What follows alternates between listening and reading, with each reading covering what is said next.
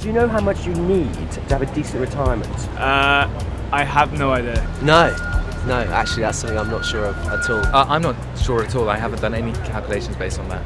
Well, if I were to tell you need to save at least £200,000, do you think you could do that? Ooh, no. It sounds a bit scary.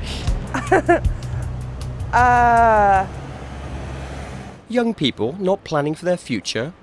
It's no big surprise. UK pensions are undergoing such upheaval, it's hard enough for those who are planning for retirement.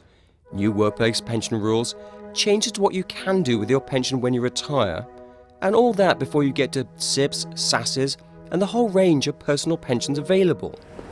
And what about just how confusing it must be for those about to enter the workforce or who have just started their careers? Arguably, now is the time in their lives when it could make the biggest difference for their future pensions.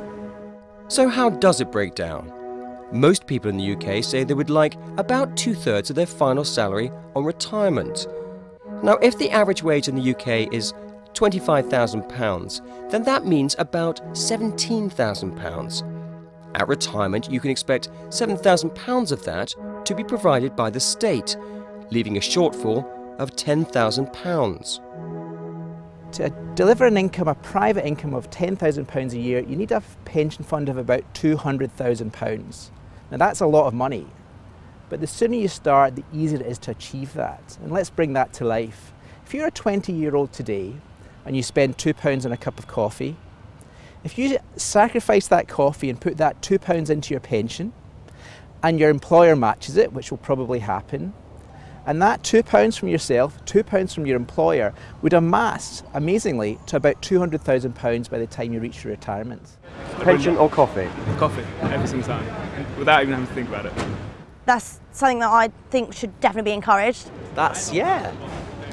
Wow, okay. Yeah, but I do like coffee. Young people today will live longer and have longer retirements than their parents, some 20 or 30 years beyond their normal retirement dates. They will have to save more than any other generation, and the potential for a crash landing looks severe. Pensions Minister Ross Altman says the private sector should be doing more to engage youngsters. The opportunity is there for the industry. The government is handing them millions of customers on a plate in auto-enrolment. They are starting to save in a pension. If we can make it engaging for them, if we can help people not be frightened of it, then I think we will be on a much better path for people to look after themselves and trust the industry as well to provide them with good products and good services that they will want to do more with. But what of the government's role? Is enough being done to raise awareness and educate people from an early age? I don't feel like I had access to a huge amount of information, or don't feel I was very well educated on pensions. I felt like I did a lot of my own exploring of it, partly from talking to my parents and sort of trying to get my head around what it all meant, trying to understand, I mean, at an earlier age, trying to understand words like mortgage and pension and like what they might mean for me. I feel like this stuff should be happening at quite a young age, actually, in the same way as we start understanding what a salary is. Financial education is really important, and indeed we've already put financial education into the national curriculum at schools. The government is doing quite a lot at the moment in terms of trying to raise awareness of the value of pension saving, the fact that you can automatically be put into a pension in the workplace, and also allowing people the freedom and choice to decide what to do with their pension later in life. And these things are all a fundamental part of helping people want to and take responsibility for their own financial planning.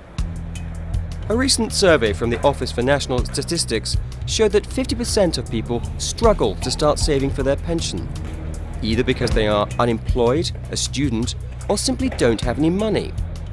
The government's auto-enrolment scheme still has 2 years to go before it's fully rolled out.